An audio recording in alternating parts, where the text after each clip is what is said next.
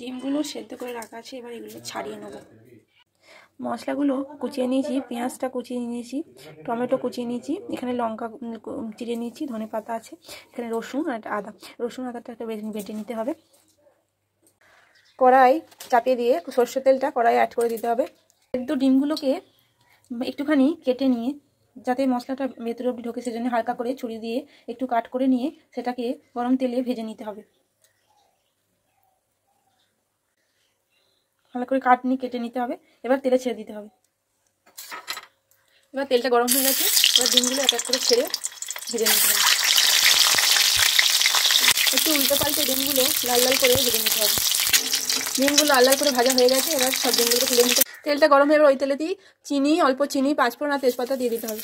অল্প একটু নেড়ে নিয়ে একটু ভাজা হয়ে এলেই এবার এর মধ্যে পেঁয়াজ, ধনেপাতা কুচি আর পেঁয়াজ কুচিগুলো অ্যাড করে দিতে হবে।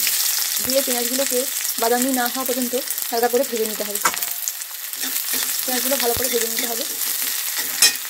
পেঁয়াজটা নরম হয়ে গেলে একটুখানি অল্প নুন দিয়ে যাতে পেঁয়াজটা নরম হয়ে যায়, এবার এটাকে ভালো করে নেড়ে দিতে হবে। পেঁয়াজটা হালকা বাদামি হয়ে গেলে টমেটোটা অ্যাড করে টমেটোটাও যতক্ষণ টমেটো গলে যায় ততক্ষণ টমেটোটাকে ভালো করে ভাজতে হবে পেঁয়াজের সাথে। লঙ্কা চিরাটাও অ্যাড করে দিতে হবে, ভালো করে ভেজে নিতে হবে। এবার মশলা ভালো করে টমেটোটা গলে গেছে মোটামুটি, এবার অল্প একটু বাটার অ্যাড করে দিতে হবে। বাটারটা দিয়ে একটু নেড়ে নিতে হবে।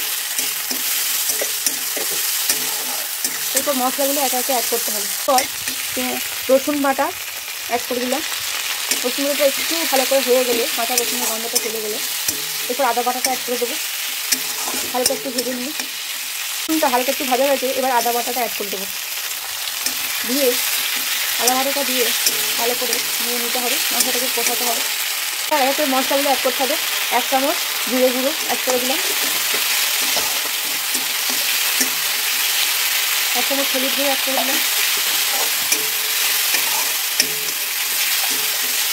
1 চামচ লঙ্কা গুঁড়ো অ্যাড করে দিলাম। এবার ঝাল পরিমাণ মতো দেবেন।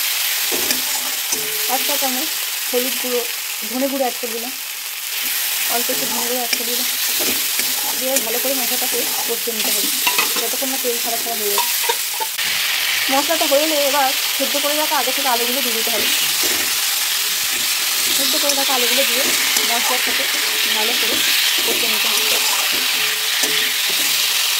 আলুগুলো কষানো হচ্ছে, এবার এরপর ভেজে রাখা ডিমগুলো অ্যাড করে দিতে হবে।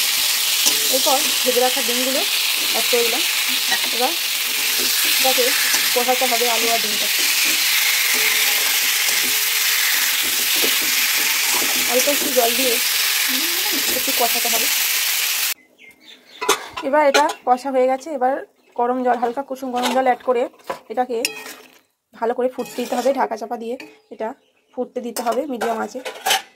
একটা ডিশে একটু এলাচ, ছোটো এলাচ বেটে এবং তার মধ্যে একটু অল্প শাহি গরম মশলা দিয়ে এটাকে ফুটতে থাকা নামাবার আগে এটাকে অ্যাড করে দিয়ে একটু ভালো করে এটাকে নেড়ে নিয়ে চাপা দিয়ে রেখে দিতে হবে।